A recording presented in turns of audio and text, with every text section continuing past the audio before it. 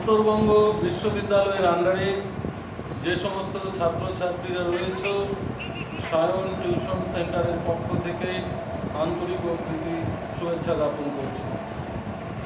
ইতিমধ্যেই তোমাদের পরীক্ষা শেষ হয়ে গেছে এবং নতুনভাবে আমাদের সেন্টারের তরফ থেকে প্রস্তুতি পর্ব চলছে নতুন সেমিস্টারের জন্য। এবারে ফার্স্ট সেমিস্টার, থার্ড সেমিস্টার এবং ফিফথ সেমিস্টারের আমাদের প্রস্তুতি পর্ব শুরু হয়ে গেছে এবং আগামীকাল থেকে ক্লাস শুরু হওয়ার পরিকল্পনা আমাদের চালু হচ্ছে।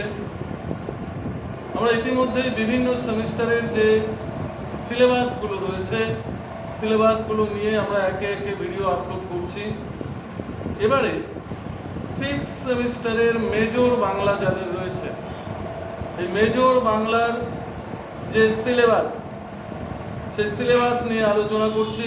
তোমাদের এবার 4খানা মেজর সাবজেক্ট থাকবে, major course 9, major course 10, major course 11 এবং মেজর কোর্স 12। এই 4টি পেপার থাকবে তোমাদের ফিফথ সেমিস্টারে। এই 4টি পেপারে যে সিলেবাস সংক্রান্ত বিষয় রয়েছে আমরা একে একে বিভিন্ন ভিডিওর মাধ্যমে আপলোড করব।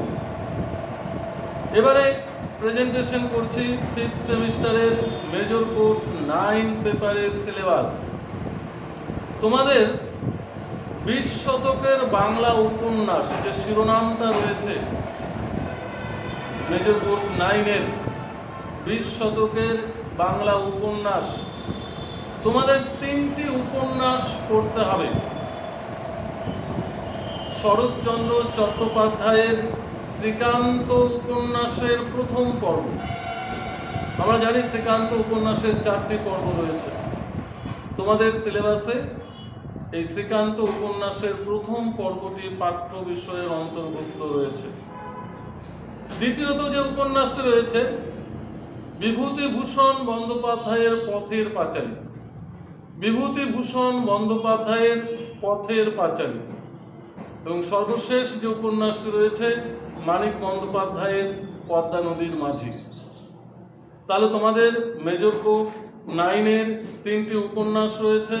শরৎচন্দ্র চট্টোপাধ্যায়ের শ্রীকান্ত উপন্যাসের প্রথম পর্ব, বিভূতিভূষণ বন্দ্যোপাধ্যায়ের পথের পাঁচালী এবং মানিক বন্দ্যোপাধ্যায়ের পদ্মা নদীর মাঝি। এই 3টি উপন্যাস থেকেই তোমাদের মেজর কোর্স 9-এর কোশ্চেন প্যাটার্ন আসবে। 12 নম্বরের প্রশ্ন, 6 নম্বরের প্রশ্ন, 3 নম্বরের প্রশ্ন এবং 2 নম্বরের প্রশ্ন। ভিডিওটি যদি ভালো লাগে অবশ্যই লাইক ও শেয়ার করবে, বন্ধুদের মধ্যে ছড়িয়ে দেবে। ধন্যবাদ।